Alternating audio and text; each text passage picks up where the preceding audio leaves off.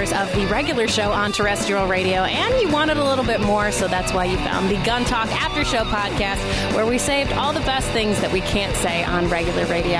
Now here's Tom, Michelle, and Jim for the Gun Talk After Show. It's time for the after show where Jim and Michelle and Tom get together to talk nonsense. So are you guys ready? Never. Precedent has been set, so sure. That's right. And I am the president of the world. You are. What? I'm confused. There you go. Oh, my goodness. Well, I'll tell you what, Jim, hold on, because I know you want to talk about your injury. Yeah, I want people to feel sorry for me, Tom. It's all about me. I would hope so. That's right. So, I'm sorry, did you say something? No, but a lesson for everyone, actually. There's a lesson for everyone here. Don't be Jim. Right, please. We'll get to that momentarily. We got some folks who called in.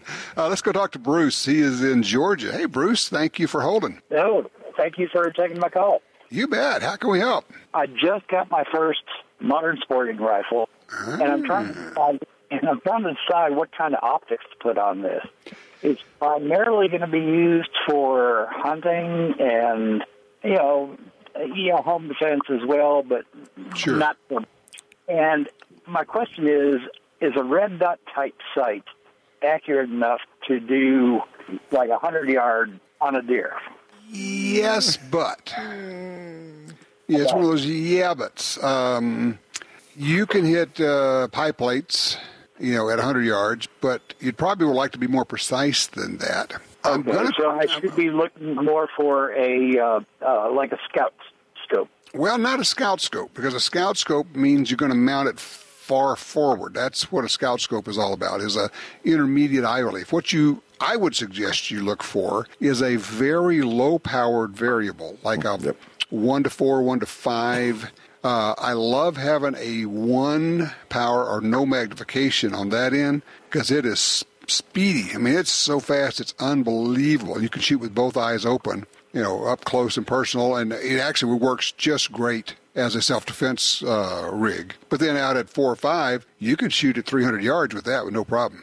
Great. That's what I was looking for, because I have no experience with this whatsoever, on this type of rifle. Okay, the obvious question is, why did you buy an AR-15 in the first place? Well, all right, first, because I didn't have one. Second, I like that. Second, because I do not like my SKS, and okay. I haven't gone deer hunting in probably 15 years, but I do want to start deer hunting again, so this just seemed like a good time to buy an AR. Well, I think any time's a good time to buy an AR. Michelle, I'm going to turn it over to you. We need to talk about AR-15 ammunition for deer hunting, because there's probably more variety in AR ammo than anything else I can think of. Right. The sky's the limit, right? I mean, it's crazy. You can get VMAX and soft point, or if you just want to go with a full metal jacket. I mean, there's all kinds of variances amongst the manufacturers too. So similarities, but different performances, particularly out of your rifle, even if it's the same as your neighbor's, is going to perform differently. And then, of course, the grain makes a big difference too. So how heavy it is going to make a difference as to how it performs yardage-wise. You can practice with whatever cheap ammo you get. I mean, there's a fair amount of full metal jacket practice ammo out there. I'm not a fan of steel core, and definitely not a fan of any of the Russian ammo. You'll find some of that's real cheap. I would avoid that. But when you get to hunting, you really want a bullet that's designed, it's an expanding bullet designed for hunting. And, now we have them. We have good ammo. But you just have to make sure that you're getting stuff that is designed for deer hunting, because it'll expand and penetrate and do what you want. What you're going to find is the more you shoot an AR-15, the more you start to say, oh, I get it now. I understand what they've been talking about. It's light. It's no recoil. It's fun. It's ergonomic, and you end up shooting it a lot. You shoot it a lot more than you think you're going to, frankly. Oh, yeah. I'm totally ready to do that. Right. Well, and I think one of the important things to mention here, too, Tom, is how that scope is mounted and what kind of quality of scope you get, too, because don't be afraid to spend $200-$300 on a good quality scope, but then also have somebody who can help you get that scope as low as possible on the rifle. Excellent point. It's a different kettle of fish from your bolt action rifle, and you really need to get that scope mounted as low as you possibly can. You say $200 or $300, and of course we know there are people that spend $1,200 on the scope, and they're great. Right. One of the problems is in the store, all the scopes look good. I mean, they do. They all look good. It's when you get out there and start beating them up or shooting them, and a lot of people will say, well, my rifle just doesn't shoot well. And you swap out the scope, and all of a sudden it shoots really well, and you're going, huh. I keep hearing people say, I had no idea that scopes would fail like that or wouldn't be accurate. I would say it's more often that you find the scope is the problem than the rifle is. Absolutely. I'm a little curious about a couple of different things. First of all, scope shopping. If you know you're going to be beating it up, wouldn't it be better to put a $200 or $300 scope on it than a $3,000 Zeiss? No. Only if you want to not hit anything, because a good scope, a good quality scope, will take. It's more rugged. It's better made. Okay.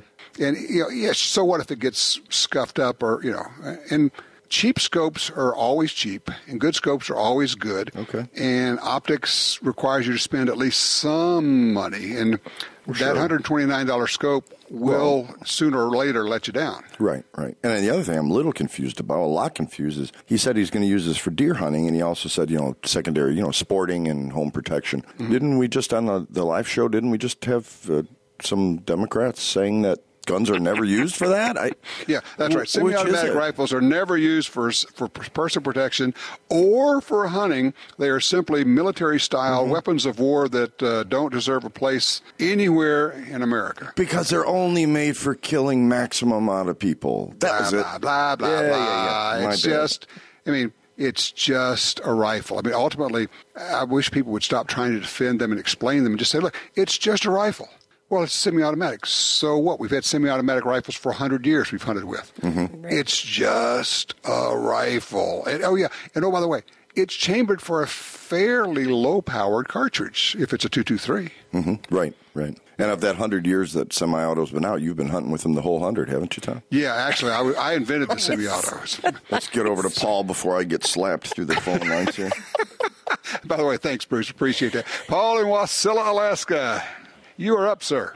Hi, Tom. Yes, sir. I have in my hands my 1984 Gun Digest book of assault firearms. Oh, cool. So, you're always saying the anti-gunners made this term up to have something to demonize, but it was us. Well, is it assault firearms or is it assault weapons? Well, it's assault firearms. That's not. Sorry, I'm helping find a stud to hang a picture on as we do this. Well, no, I can't say that. That's a different show, Tom. Different show. That's Michelle's job, but no, we're not going to do that. I would never say something like that. Or even infer it, yeah. How quickly it goes off the rails again. All right, so I do understand what you're saying, but the term assault weapon, and there were a few people in the gun side who used that, but it was popularized by the gun ban lobby because they came out. They were pretty open about it. They said, "Look, most people don't know what semi-automatic means. We can confuse them," and they literally said this. We can confuse them and make them think that it's machine guns, it's full auto, and we'll call them assault weapons. And I think they probably did pick up a term that some in the gun world had used. We were making a buck out of it. What can I say? I'm not sure I'd follow you. Well, I'm just saying we used the term to when it was convenient to make a dollar with. Oh, to sell magazines or magazines or books? Yeah. Oh, okay. Gotcha. Yeah, I understand. And probably so. I just know that in terms of popularizing the term, I think it was Pete Shields. It was either Pete Shields or Josh Sugarman. I can't remember. You can look up the quote, but he actually came out and said, we will use this term and we will use it to confuse the public because they don't know the difference between semi and full auto. And by making them think it's a machine gun, we can get them to ban these. And that was the plan that led up to the 1994 Clinton gun ban. And it was a very specific picture of a rifle that they chose, which was the AR-15. Correct. Yeah, it was the AR. I mean, that is the poster child of the guns they want banned. I mean, And they show that, and then, of course, when you start reading the bills, it includes things like, shotguns and pistols and bolt-action guns, anything they can shove in there. Ruger 1022 in the case of Washington State. Yeah. Got to be 21 to buy any assault weapon, which includes Ruger 1022s, just little 22s. Yeah, no, unbelievable. That one state's not even the gun ban. They're saying they're banning that particular gun if it's capable of taking a magazine more than 10 rounds. Oh, yeah, it doesn't have to have one. Right, just be capable of taking basically, if it has a detachable magazine. If it's got a well. Yeah, somebody could put one in there. And, depending on the state and how it's written, sometimes that can even include lever actions with tubular magazines. Yep. Because you can put more than 10 rounds in some tubular magazines, and there we go. Thank you, Paul. Appreciate that. Yeah, it's an interesting point, and I don't dispute it at all, that people on the gun world, especially magazines, were using the terms assault rifle. Of course, we know that assault rifle is a specific term. Mm-hmm. Assault firearm is kind of, that's nebulous. I'm not even sure what that is. Right. Assault weapon.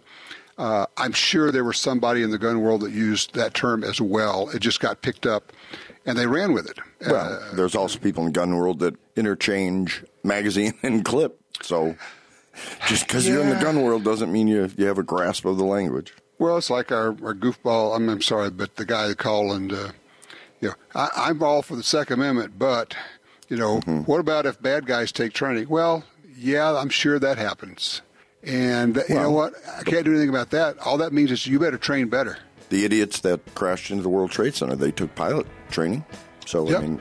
Yeah, you're never going to stop bad people from doing bad things. You just have to try to stop them as soon as it happens. Be prepared. Yep. All right, tell you what, take a quick break. When we come back, I want to ask you if you have seen this video that I saw that changed a lot of people's perspectives on bear guns. It's fascinating stuff. We'll be right back.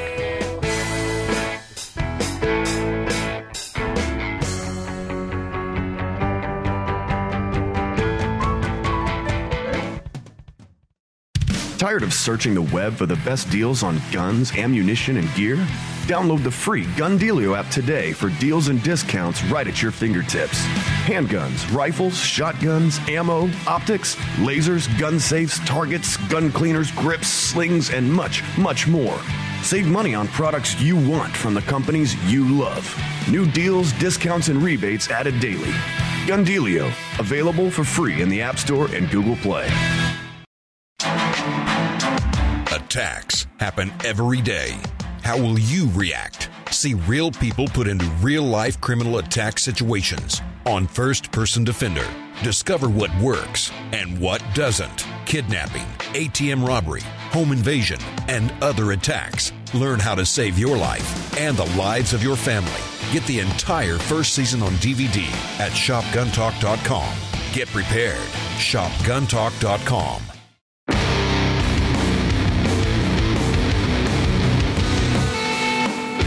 All right, back with you now. I just was wondering, there was a video making the rounds, and it's amazing. It was true video shot outdoors of a mama grizzly bear that goes after a male black bear.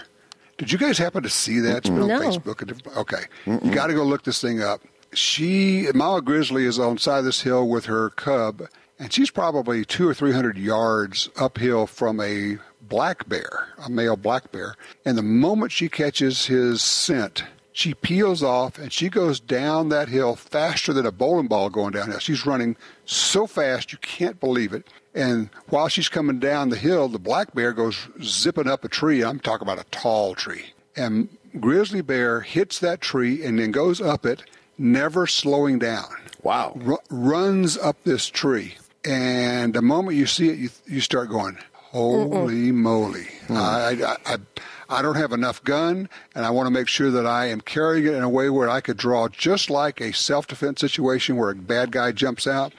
If you are carrying it in a way that it takes you more than 3 seconds to get it out, you need to change something. Ugh. It was stunning. Why would you carry a gun if you're not hunting? Jeez. I'm always hunting, dude. Is there a comma in there? I was going to say. Back to the stud, didn't I? Darn, she got me. Oh, my. Oh, goodness gracious. Well, that's scary. That makes my heart race just listening to it. You have to go look at and I'm sure you can find it. Just do a little search, or maybe a YouTube search for the hell with Mama Tom. Grizzly. Come on over here, Michelle. We'll look it up right now. The hell with it. Yeah, that's right. Stick with this. We're out of here. Okay. Oh, by the way, I got to get a shameless plug here. This is my 10-second plug. TomGreshamPhotography.com. Take a look at some of the pictures I've been taking and throwing them up there. It's completely not gun related, but I would sure appreciate it if people would go over and take a look and leave a comment or so. Because that's my one of my other passions. I got a few of them. So You're kind of good at it. Ooh, just went 11 seconds though. Oh, yes. I know you're going to edit me out. I know what you're going to do. Yeah. Well, thank you, Michelle. I appreciate it. Yeah. Photojournalism. They speak for themselves. Because who else is going to? It's a silent shutter. Ooh, the silent shutter. That sounds like a film noir. It does. It does, doesn't it? That's cool. All right, so James, Yes. you took one for the team to bring a lesson to us. So are you still bandaged? I'm busy doing voiceover practice for the silent shutter movies. Thank you, Orson Welles. Thank you.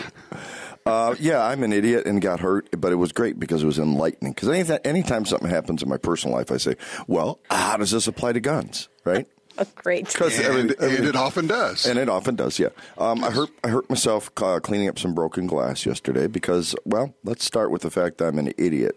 Okay, well, all right, we've already covered that. covered Look, Right, that's trust a me, given. everybody already knows that. We're good with that concept. Okay, so that's kind of redundant. So I decided to pick up some glass, and of course I sliced my, I'm right-handed, I sliced my right middle finger, which I have a lot of uses for I hope that. you bandaged it up and now it sticks out all the time. Right, I'm showing it to people as I was driving home. Look what happened to me. Yeah. Making friends all over town. Sure. So I started to think about it, and I'm like, this is going to make drawing a little different. Even though I don't shoot with my middle finger, still squeeze the grip with it. So I'm going, well, I can always shoot left-handed. Ew, I suck left-handed. And I've tried it before. Well, see, that's my problem. I've tried shooting left-handed. I haven't trained left-handed. So when I said that 2019 would be my year of illumination for lasers and such, that is true, but it's also going to be my year of ambidextrosity. I just made that up. But Well, I think I tried being ambidextrous, and I realized I'm actually semi-dexterous. your two sides together might function. I'm not very good at anything, so I'm just semi. Well, it's an interesting thing. We don't practice things that are hard. And we should be doing, there's no reason to practice the stuff that's easy. It's fun to shoot. But we need to practice the stuff that's not fun, the stuff that's hard, the magazine, changes, the malfunction drills, But nobody ever gets shot in their hands, Tom. Come on. Yeah, they always tell me that that's one of the main places that people get shot in gunfights because you tend to shoot where you're looking, and people look at the gun that's pointed at them. And so it is real common for people to get shot in the hands or the arms when they're in a gunfight, which goes back to, gee, wouldn't it be nice to be able to operate your gun left-handed? And by operate, I don't mean just press the trigger. I mean without your right hand, draw. Ooh, that's going to be challenging.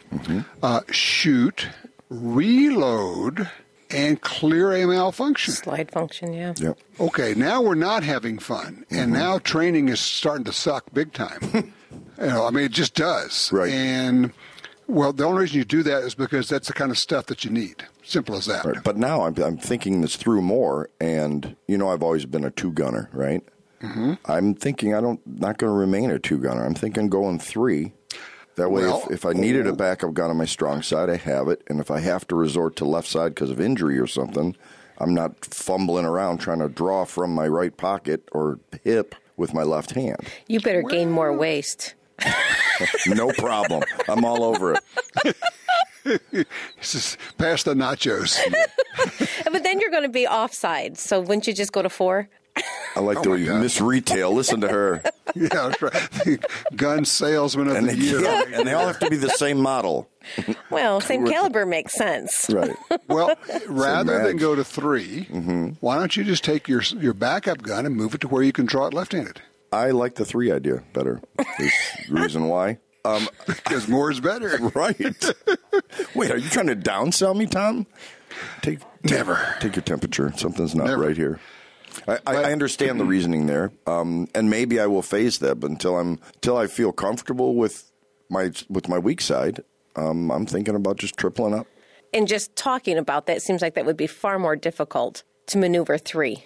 Why is that? You got one in your pocket, one on your 4 o'clock IWB, and then one on your weak side. But if the purpose is if something happens in case of an injury, first you're not going to know. You're not going to know which side. But depending on how you carry, might make it impossible to be able to draw 2. I understand. So if you're shooting since I'm right-handed, if I was to just have a malfunction or something I couldn't correct without injury, I could still be using my strong hand with my number 2. If I was to get injured on my right side, then I have something I'm practiced with and semi-competent on my weak side.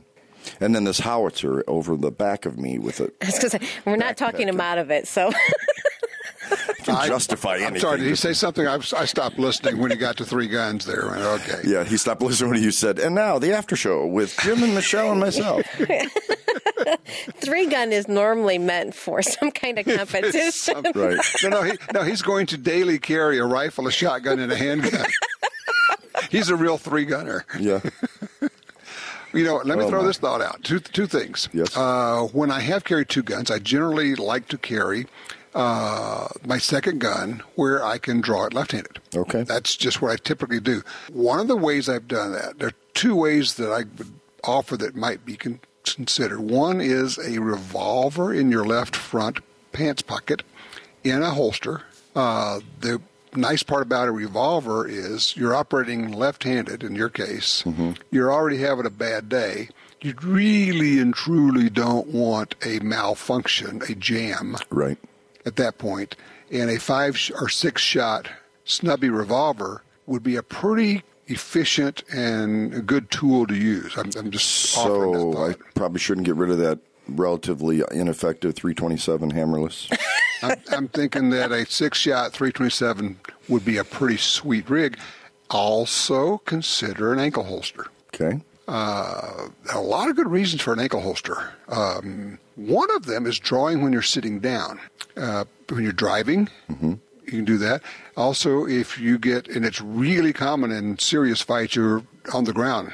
You're ground fighting. Either you don't have your gun, you lost your gun, or whatever, and if you fell on your gun, if a guy comes up and whacks you and you're going to fall on your gun, you can go to an ankle carry draw from the ground. It's not bad. Obviously, all this stuff you got to practice a lot. Okay. I like the ankle holster idea. Okay. At my age, I don't know if I can reach my ankles, but I will. If you fall, you might surprise yourself. What you do is, all right, there's a technique for you. You roll over on your back and you shake your leg until the gun falls out. Into your face, right. right. Yeah, you hold your legs up above your head. Because I'm sure I can do that. Great visual. Jim, what are you training with over there? Are you...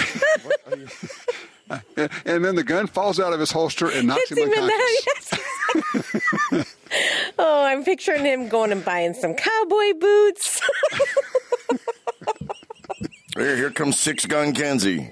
Now that's a visual that's going to No, he's just a 3-gunner. It's early. If you're not a 6-gunner, if you're only a 3-gunner, does that make you a half-gunner? Oh, that's a valid point. Yeah. I'm still liking the Jim on his back like a turtle with his legs up in the air trying to get that gun out there. Gives me great logo design ideas too. I like it. Turtle gunner. Oh my gosh. Sorry, everyone. When a shell isn't always a shell. Not Michelle. He said shell. A shell, right. That's right. Oh, my. We started off so well today.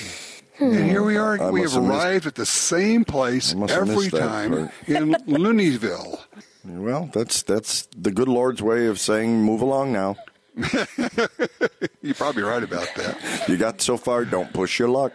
That's it. So, okay. So, yeah, there are a lot of different holsters out there, but there's an interesting little bitty company. It's one guy, and it's A-Holster. Is the name of his company. Go to aholster.com. Okay. He has a Kydex holster inside the pants pocket holster that's specifically made to go in your left pocket. The way it is curved, and it holds any of the snubbies. You tell them which one you want because it'll be made for that. Okay. I have one. It is slick as it can be, and when it's got a hook on it, on the outside, like at the bottom front of the holster. So when you start to come out of your pocket, this hook catches on the edge of your pocket, and the holster stays in your pocket. So you come out with a gun instead of having a gun and a holster. Not that you couldn't fire it that way, but it'd be kind of weird. But yeah, take a look at that. I mean, they're not real expensive, and they're well made. I mean, and it's like, and you know, when it comes to holsters, there are 10,000 people making holsters. You know, and 99% of them are one guy operations, and some of them are pretty darn good. I mean, you know. So if I start shooting that revolver more, you guys can take pictures of me with all the brass flying out of it. Yeah, right. That was great. Wasn't that a great cartoon, though? That was great. Just shows how little they know. You know, they demonize guns. Like, don't you think if you're going to demonize something, you'd learn a little bit about it so you can demonize it better? Well, problem is, anybody that does learn about it realizes that they're way out in left field. They're stupid. I actually was talking to an editorial page writer at a newspaper one time, and I said, you know, at least with I get it, it's your opinion, and I don't have a problem with that. It's your opinion. But you're saying things that are factually incorrect and basing your opinion on misinformation. Doesn't that bother you? He says, I don't care about facts. All I care about is opinions. At which point, I got nothing. Well, your Speaker of the House says the exact same thing last week. I don't, yeah. He says, I liked it when she said, was it head of Homeland Security? He says, I don't believe your facts. Right. And the secretary says, they're not my facts. They're the facts. Right. They hold no weight. Okay. Oh, well, you know, there you are. Well, so, yes, they are in full form in gun ban mode. No, it's not going to get through Congress because it won't get through the Senate. But there will be some Republicans and even the Senate who will look at some of these and say, in the spirit of compromise, we should consider some of these things. And that's when we need to take a 2x4 and smack them in the back of the head and get their attention. And the Marco Rubios of the world. Tom means that figuratively, by the way, before anyone... I do not. I mean literally get a 2x4 and stalk them and smack them in the back of the... Oh, I'm sorry. That's doorbell's ringing. That must be the Secret Service. Yeah, line 2, right? They're back. Okay, again. Those guys are bothering me all the time. I swear. Oh, I do have an idea, speaking of Secret Service. Whenever they want to make us use things like smart guns and new technology, they should require that all Secret Service agents use that technology exclusively for a 2-year trial period. And the only reason they won't do that is because, you know, the darn things don't work. Right. They're not reliable, and it can get people killed. Since that's the case, can we make it 5-year? And since they're in existence anyways. That's right. They don't actually exist. Oh, yeah, that whole mythical thing. Yes, exactly. It's a unicorn. Yeehaw. So... All righty. Well, I'm going to the SHOT Show, and I'm going to be shopping for guns. I get to hold all the new stuff. Yeah, I get to play with stuff. We're going to do a lot of videos. I mean, we're taking a whole team, and we'll be set up at a cool booth and dragging people in and talk about what's new, so you'll be able to know real time what's happening. And the neat part about that is people can actually ask questions while we're doing the live videos, and we can respond to the questions real time while we've got the spokesperson from whatever the gun company is. So that's kind of fun. And if this makes any of the listeners feel terrible, that's great. That's what I'm setting out to do. Keep in mind, when Tom has this information and he hears it, we hear it a third of a second before you do. So we still have a slight edge, Michelle and I do, over the listener. Thank God for technology. Yeah. I'm off to watch brown bears get attacking black bears up trees. Seriously, check that video out. You'll be sharing it, you'll be looking at it, and then you're going to be going, I don't care if I am in Miami Beach. I'm getting a bear gun. Well, no, never mind. We'll let it go. It's not another reference to...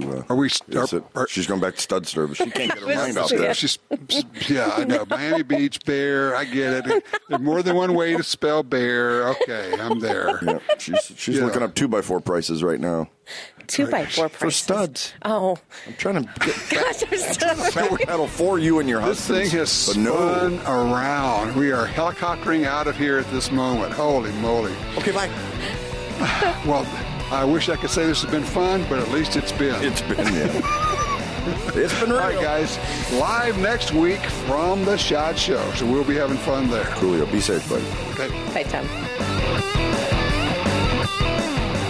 Well, that wraps up another Gun Talk After Show. But if you want even more gun-related stuff, don't forget to check out Gundealio. It's the app for Apple and Android phones that connects you to all the Gun Talk shows, plus even more. And we'll catch you next time for the Gun Talk After Show.